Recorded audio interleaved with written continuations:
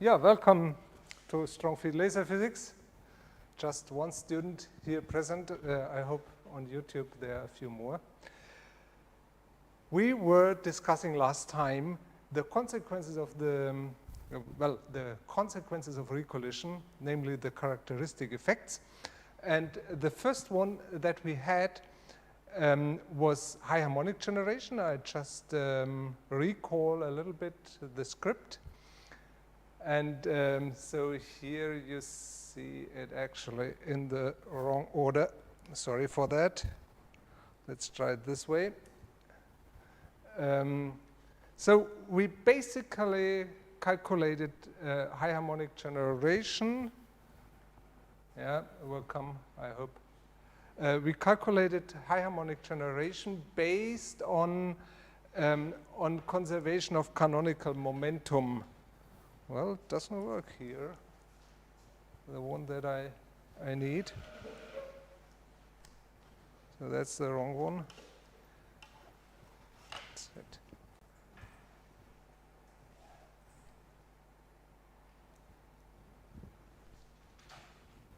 So let's see whether it works now. Well, I shouldn't have changed it.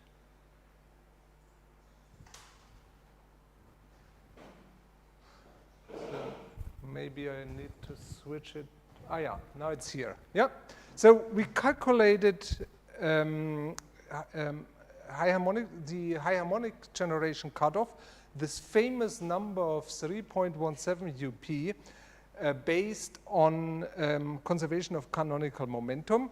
So you see this here in equation 1, where we basically calculated the return time.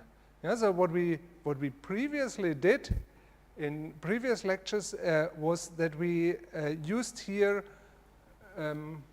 infinity. So when we tried to calculate the drift energy, then we would put here a time long after the end of the pulse, and then we would get the drift momentum. If we put here t1, then we get the instantaneous momentum at the time of return. And we had this nice graphical method that you see here as a reminder. So we take basically the laser field. Yeah, to be more precise, we integrate it twice. And at the time at which the electron comes into the continuum T0, we apply a tangent, and when it has an intersection with the same curve here, then this is T1. And as you see, what we need in order to calculate the return time is A of T1, so this point here, and this point here, right? And just by looking, or just by trying to maximize what's possible here, yeah, of course we would try to make this as big as possible, and ideally this should be negative at the same time. And actually we achieve this pretty much. Yeah, so what we get here is a little bit less than a quarter of the amplitude, and here we get more or less the full amplitude, right? And if we do this, then we arrive at 3.12 or so times the ponderal motive energy immediately. Yeah, so because 1 plus a quarter is 1.25. If you square that, then you arrive at this conclusion. And of course, in order to get an exact number, one would do this numerically, and then you arrive at this famous law here of 3.17 times UP. The next thing what we did is to look at non-sequential double ionization, a very interesting phenomenon because it's correlated electron dynamics. But we won't continue on that today. We spent enough time on that. But rather come to the next point, namely, whereas non-sequential double ionization, as we saw, is due to inelastic scattering, so the recolliding electron kicks out another electron, we could, of course, also consider elastic scattering, right? And then another, well, quite well-known effect appears. And let me show the paper that described the discovery of that. Yeah, so this was actually my PhD, basically most of my PhD work here. So we were just, well, let me show the kind of system that we used at that time. It was not a titanium sapphire laser, it was still a colliding pulse mode-lock dye laser, a pretty complicated femtosecond laser as compared to a titanium sapphire laser. And moreover, we had a copper Weber laser, an impressive machine putting out a beam diameter like this.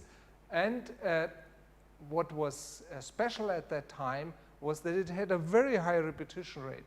Most experiments at that time still used 10 Hertz, and my laser system had 2.5 kilohertz, right? Okay, so there was also a dye amplifier pumped by this copper Weber laser.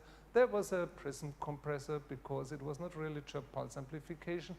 The pulse energy was just 20 microjoules.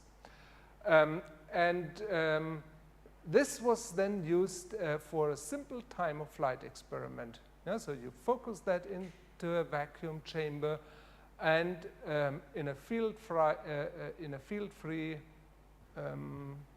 region, the electron would travel for a certain time.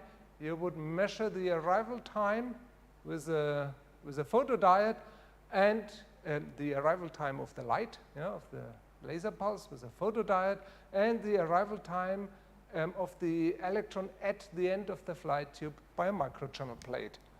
And at that time, we still had more or less, or in part, analog electronics. So it was a time to amplitude converter, the output of which was digitized with a digital analog to digital converter, an ADC. Well, and out came, as I said, this thing here. Yeah, so it was a stunning experiment because the signature of this plateau was so clear, much more clear than it appears here, because you have to consider that this is an energy scale, of course. Yeah, so this is the usual way to plot it, but what we measured was actually a time of flight spectrum, right? And in the time of flight spectrum, these low energy electrons, they are distributed over a large region of time of flights, whereas this high energy region is confined to only, well, a few time bins, well, a few tens of time bins. And therefore, in a time of flight spectrum, this part here looks exaggerated a lot, right? And therefore, well, it was just stunning. Yeah? So here you see a sequence at different intensities, right? And what was known was and expected was this kind of ATI spectra, and what came out was a plateau like this. Yeah? So in hindsight, it is absolutely obvious that that this effect here is due to rescattering. At that time, it was not. Actually, the opinion in my group was that it's a multi-electron effect, right? And that would be spectacular as well. But fortunately, I had written a program that solved the Schrödinger equation numerically, the Schrödinger equation in the single active electron approximation. And as you see, it comes out here nicely. Unfortunately, we made a mistake here in the caption. Yeah? So the intensities that are cited here, they are they don't correspond to the curves here, yeah, so they are wrong. It was only recently that Misha Ivanov made me aware of that. Okay, so this was one piece of experimental evidence. Yeah, so here you see also original measurements from that time. But perhaps another important hint to the mechanism is how it looks for linear and for circular polarization. Yeah, so you see for circular polarization, the effect is completely gone, which is, of course, considering what we learned about high harmonics and non-sequential double ionization, which is already a hint to the mechanism. Yeah, for circular polarization, of course, the electron that tries to return can't return because of there's this other field component. I compared it to a crosswind. And finally, yeah, so we measured the ellipticity distribution, not just linear and circular polarization. Yeah, so you see here for these energies, these different curves here, the ellipticity distribution, and we saw that it, yeah, so that it fits to the expectations that one would have if it is recollision. Okay, we also saw that there is more, right? So if you go to lower intense energies, yeah, so there is more interesting stuff here. But of course, for the plateau region, it seems indeed to be the case. Yeah, so in parallel, we took at that time our first harmonic spectra, and yeah, so they followed a similar behavior that was actually already known at that time. Okay, so let's write a few things down. So my first point would be the experimental evidence.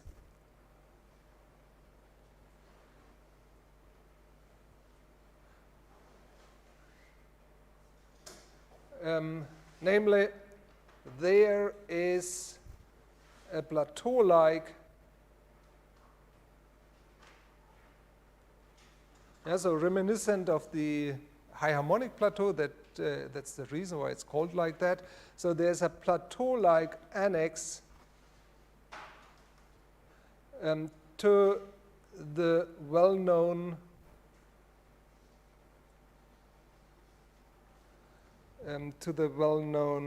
series of ATI peaks, series of decaying, yeah, so with energy, decaying ATI peaks.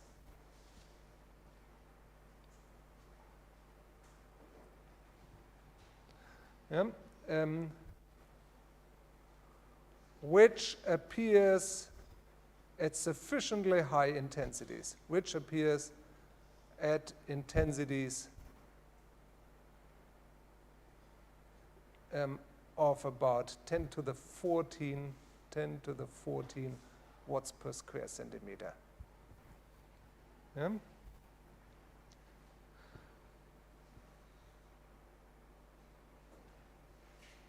So the theoretical evidence, it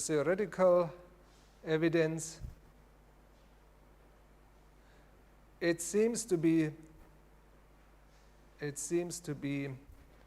single electron effect.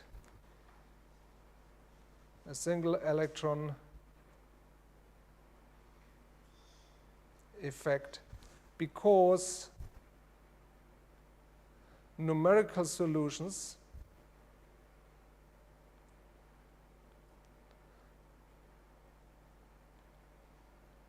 of the time-dependent Schrödinger equation, so TDSE,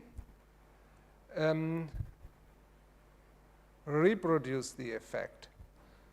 So there's one caveat here. It was just a one-dimensional model atom that was used. So one could say, well, if you would try with a three-dimensional realistic scenario, maybe this effect is gone. but actually once once people who had stronger computers and 3D codes did the calculation, they eventually also saw the plateau. Reproduce the plateau. And then finally, theoretical and experimental evidence, namely the ellipticity evidence, namely the ellipticity distributions.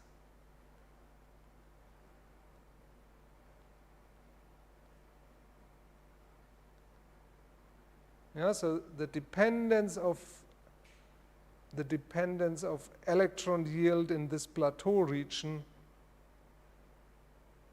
follows or has the same behavior as the harmonic yield and also the non-sequential double ionization yield. So the dependence of plateau electrons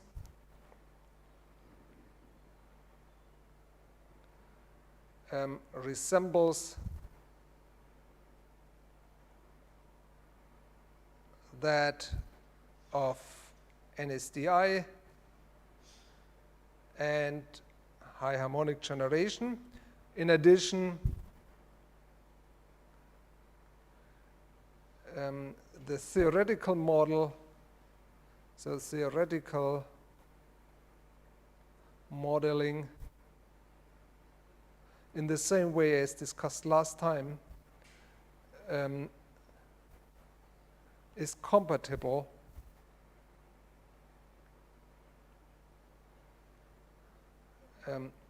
with the experiment.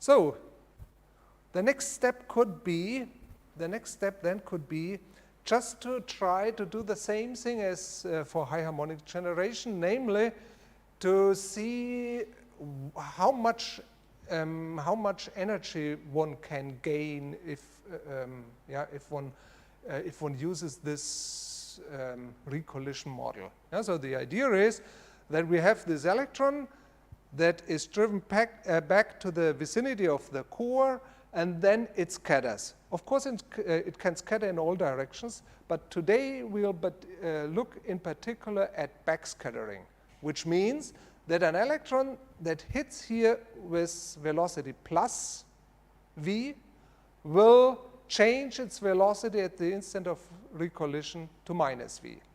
Right? So, and this is the only ingredient that we are going to use, and we'll see what comes out of the calculation. So let's do it. So if elastic rescattering is responsible for the plateau electrons,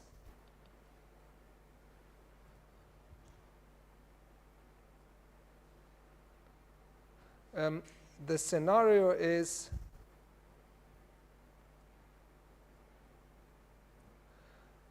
that V of t equals T1 minus epsilon. Yeah, so this means immediately before the recollision, that this should be minus V of t equals T1 plus epsilon.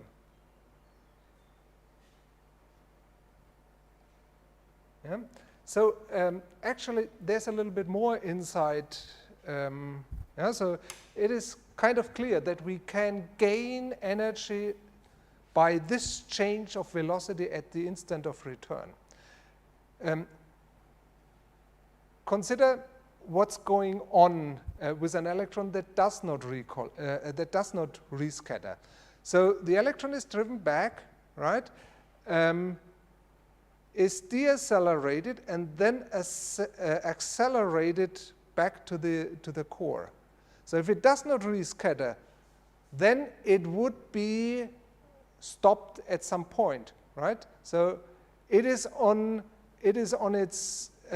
due to be accelerated more, right? So we accelerated away, we decelerated, accelerated, and decelerated, and eventually it would be at zero velocity again, and then do what direct electrons do, right? But now we change the initial conditions at a certain instant, and therefore, instead of being decelerated, the electron is accelerated more in the field.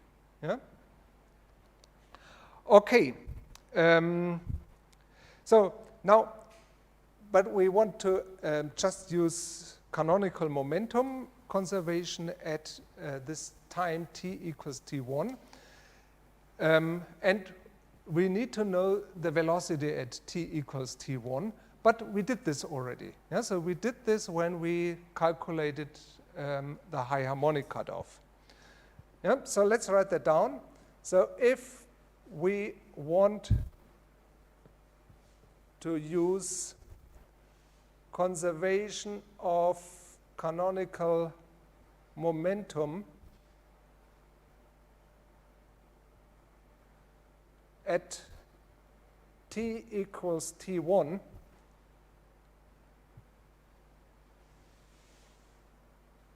we need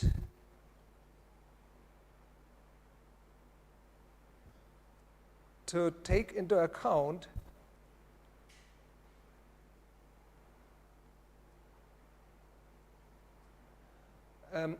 that the electron has an initial velocity. Yeah, so as opposed to what we did in the strong field approximation, where we said the initial velocity is 0, right? And of course, we wrote it down already above here. So as opposed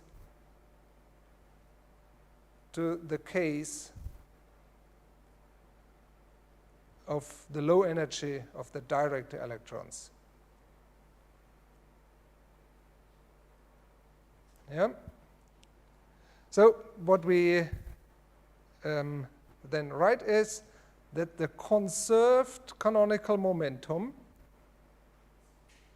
that this is minus v of t1 plus the vector potential at that time.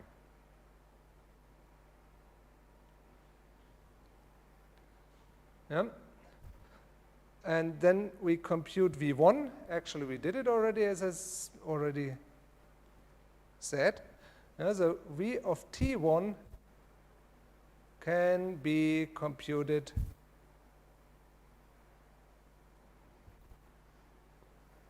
with the usual classical ansatz.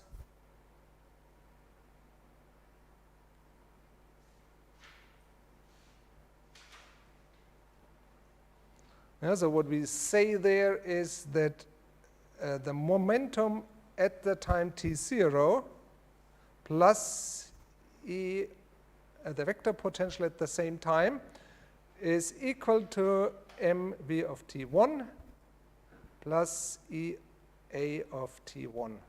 Right? And the idea was that this here is equal to 0, so that is the strong field approximation. Yeah? And then we get the velocity that we need as an initial condition for equation 21. So what we get is E of A of T0 minus Ea of T1. Yeah? And this we just plug into our equation 21. So this in equation 21, and we get a canonical momentum equal to, no, we get, so what we do then is,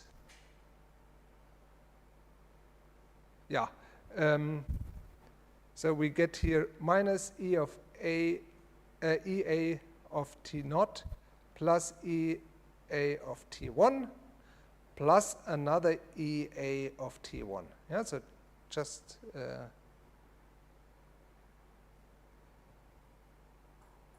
simply plugged in. So we get 2 times A of T1 minus E of A of T0. Right? Pretty similar to what we had for high harmonic generation. The only difference is that we have here 2.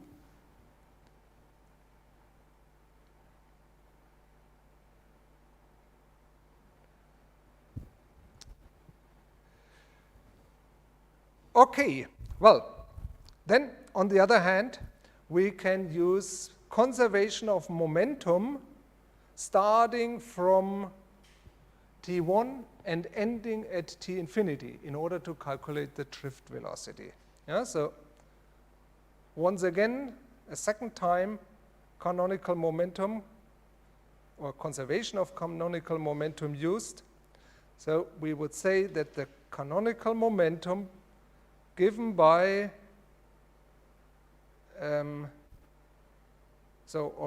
looked at the time t equals to infinity, plus, of course, the vector potential long after the pulse, infinity, let's say.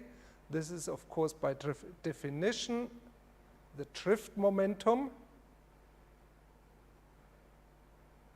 And the vector potential is 0 then, which means that the drift momentum is equal to 2 times the vector potential at t equals t1 minus e, so minus charge times vector potential at t equal t0 at the time of birth, right? And if we have the drift momentum, then of course we can also calculate the drift energy. Yeah, so after rescattering, so that's just 1/2 mv drift velocity squared. So what we get is E squared over 2m, and then 2 times A of T1 minus A of T0. Yeah, so squared, of course. Nice result, isn't it? So something like that.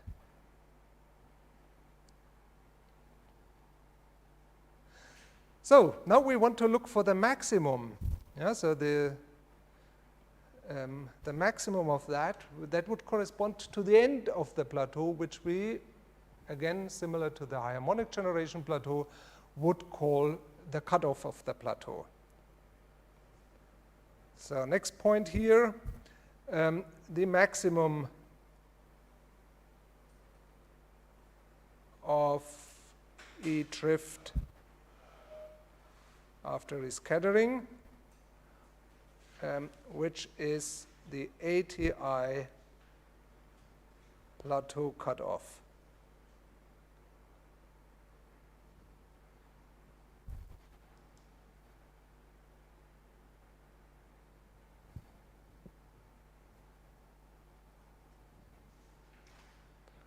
So if we recall now the graphical model that we used, the graphical method that we used, then, well, you see, if we compare it to high harmonic generation, yeah, so high harmonic generation, there we had A of T1 minus A of T0.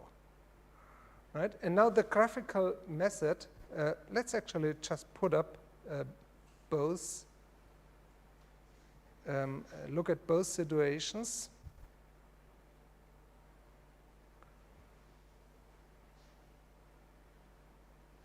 So where is it? Here it is.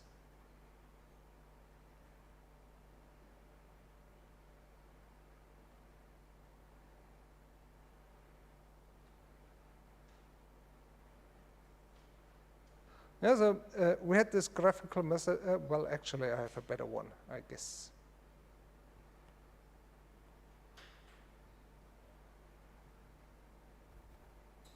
So this was the situation for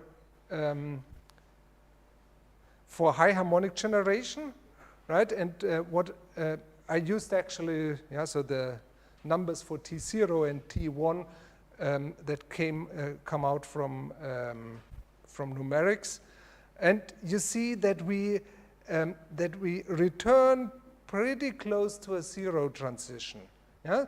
Which makes A of T1 close to maximum. Yeah? So you see that this point here is close to the maximum. And, well, of course, we have to pay a price. Yeah? So we are close to the maximum of the electric field. And this means that we are close to the minimum for A of T naught. So now look at this equation. Then it is already pretty clear what has to be the case. Well, first of all, we will again have something that's close to a maximum. Yeah, so if we have here the tangent, and we want to return at a later time, about one optical cycle later, it is clear that it has to be flat. Yeah, so this is not avoidable. Yeah, so that this here has a small magnitude is not avoidable. So when we try to maximize things, we have to concentrate on T1. And here you see that there's even a factor 2, so which suggests that the optimum will be at a little bit higher or a little bit larger T1. And this is actually the case, as you can see here.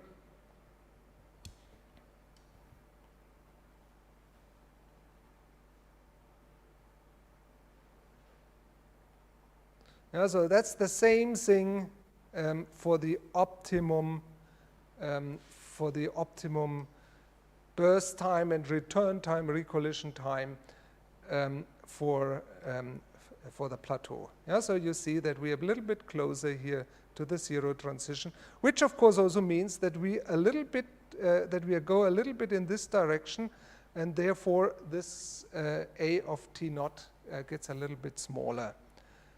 Yeah, so I also have this here on the slide.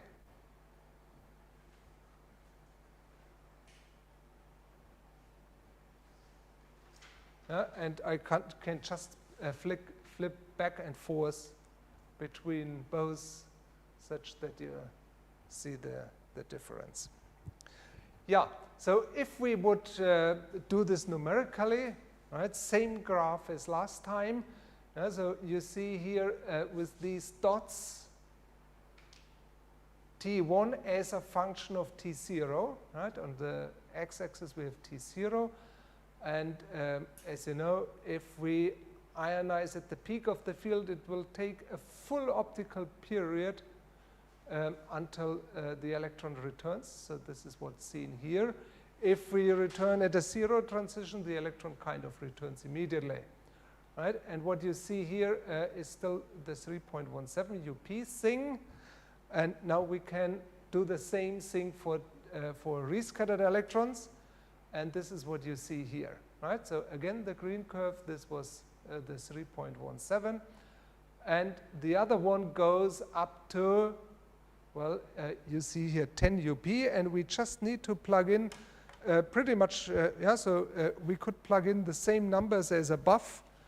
So where we said that we return at the zero transition, so that for A of T1 we have A naught, so the amplitude of the vector potential, and the other one is still, well, about a quarter or so of the amplitude.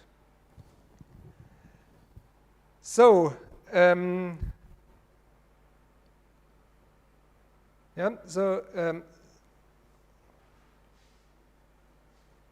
so what follows is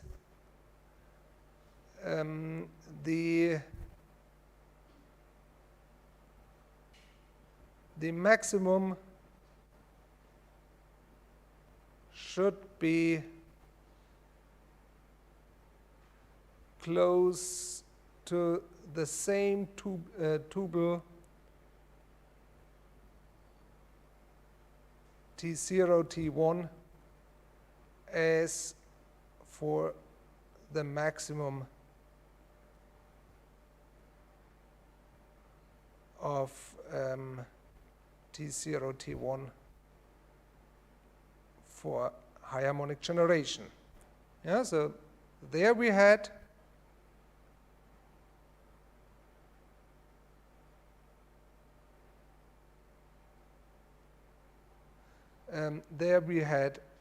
A of T1 is approximately the amplitude A0, and A of T0 is approximately 0.25 times A0.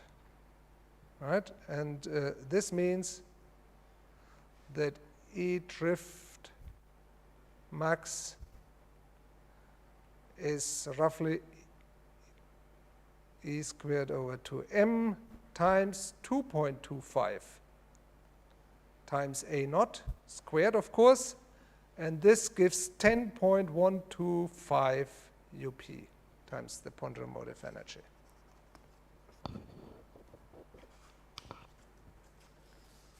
Yeah, and we compare it to the exact numbers. The exact numbers, exact numerical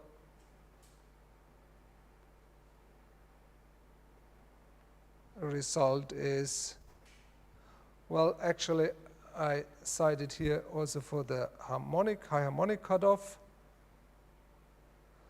There we find T0 is, or omega T0 to be precise, is 17.96 degrees, and omega T1 is 252.05 degrees, which gives a travel time, so a difference of both, so which is T1 minus T0, of pretty close to 2/3 of the optical period, right? And for the ATI cutoff, we have omega T0 equals to 14.95, so just 3 degrees less, and omega T1 is 261.66 degrees, right? And this then gives a travel time that's, of course, a little bit larger, namely 0.685 times the optical period. And if you plug it in, then you have E cutoff is 2 UP times 2 times the sinus of 261.66 degrees minus the sinus of 14.95 degrees, and this gives 10.007 UP. Well, does it hold? What's the evidence? So here you see computed results, an old calculation that I did, well, in the mid-90s or so, and you see that it is very well fulfilled, right? So what you also see is the 2 UP cutoff. So you learned that for direct electrons, the maximum possible energy, so without this rescattering mechanism, the maximum possible drift energy is 2 UP, and you see this nicely here, right? So it's fairly flat here. Well, it's an exponential scale. It's not so flat as it appears here. So we have 13 orders of magnitude dynamic range here, but nevertheless, so as compared to this roll-off, this is fairly flat. So you see this 2 UP also nicely here. Experimentally, it is not so easy to find the 2 UP cutoff because of all these things in the experiment, that you always have contributions. You have a focus, yeah, so you don't have a single intensity. So there's a question. What about the two little hills that we see on the true graph between 2 UP and 10 UP? Each time there is a little. So I didn't understand it. On the true graph, there is a little hill between 2 and 10 on both graphs. We can see the little hill. So you mean these humps here and this hump and all that stuff? Yeah. We'll come to that later. Yeah. So you see that we are doing a classical model, right? But you didn't ask me why do we see peaks? Well, this is of course a quantum calculation, right? Yeah. So after all, electrons are not classical particles. They interfere, and of course the peaks are an interference effect, and we'll also learn that these other structures are also interference effects.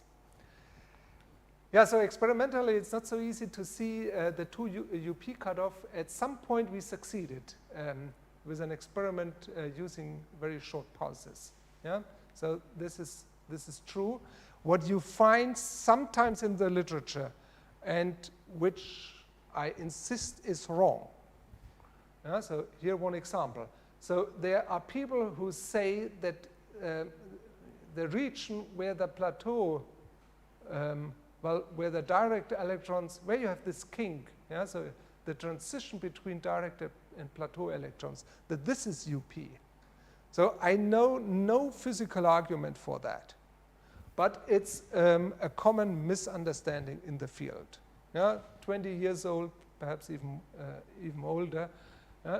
If you look then where is 10 UP, yeah, so I put in this thing. Yeah, so it doesn't fit to anything what we know about the mechanisms. Okay, there is another, another small thing that I would like to show. Namely, you could ask yourself, how is this? So the electron returns, right? And it may recombine, good. It may kick out another electron, also good. It may scatter elastically, but it also may do nothing, right? So it may just pass, right? But then there's a certain chance that it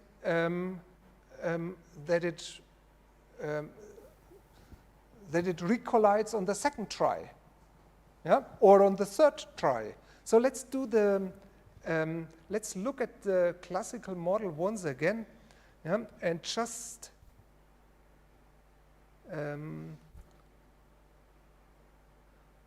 put up, yeah, follow this a little bit longer. Yeah, so what you see here is this graph, right? So where we just, well, you see that this would be the first return, this would be the second return, this would be the third return, yeah? And at each, yeah, so the electron may decide not to do anything on this return or on this return, but instead just at the third return or on the fourth return, and so on and so forth. Yeah? So I would call this higher order recollisions. Yeah? So higher order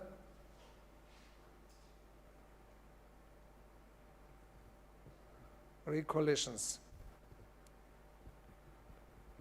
Of course, you would immediately say that, well, they are perhaps not so relevant because an electron, we know it's a quantum particle, so the wave packet disperses, and the longer it travels, the more it disperses, and the lower the probability for, so the lower the overlap between the wave function of the ion and and this wave packet, or whatever, however you want to frame it. Okay, but still, we could do just as an academic thing, perhaps the analysis, right? And we would say, and we would ask ourselves, what is the cutoff for an electron at the second return, at the third return, and so on, right? And I did the calculation, and I just showed the result here.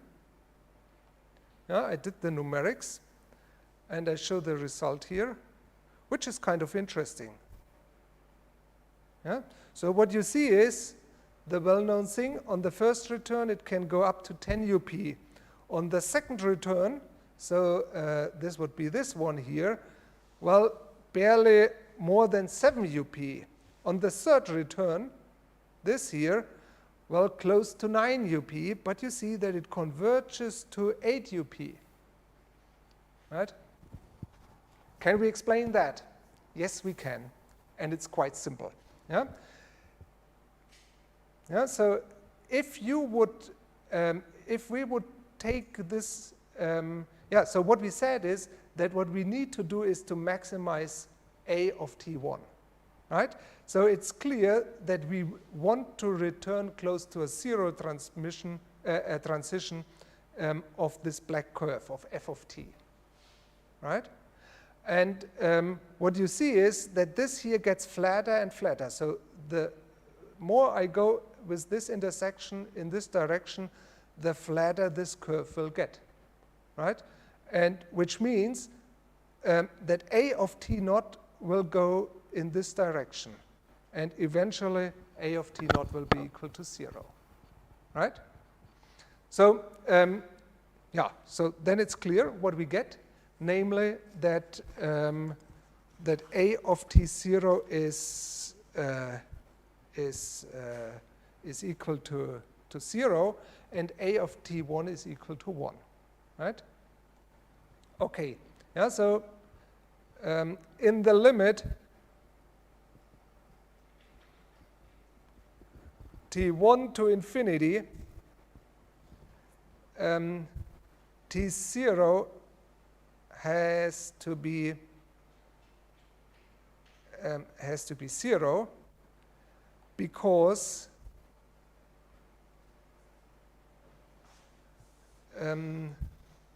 the tangent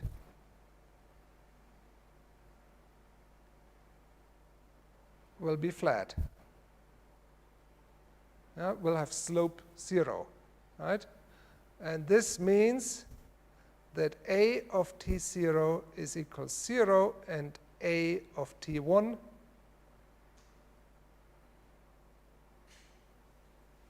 is, so the maximum is equal to A naught, right? And then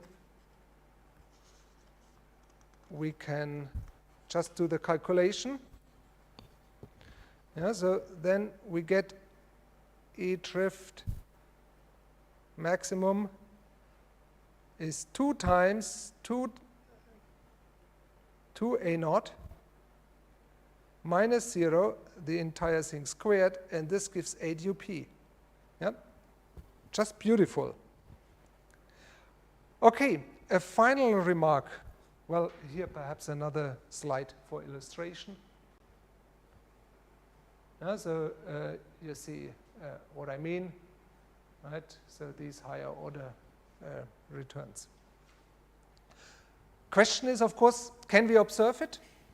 Yeah? And there is a certain condition, so there are certain conditions, has again to do with quantum interference, but there are certain conditions where all these higher order trajectories, all these trajectories that return multiple times, where they interfere constructively, right? So we may come to that in this course, or we may not, so depending on time.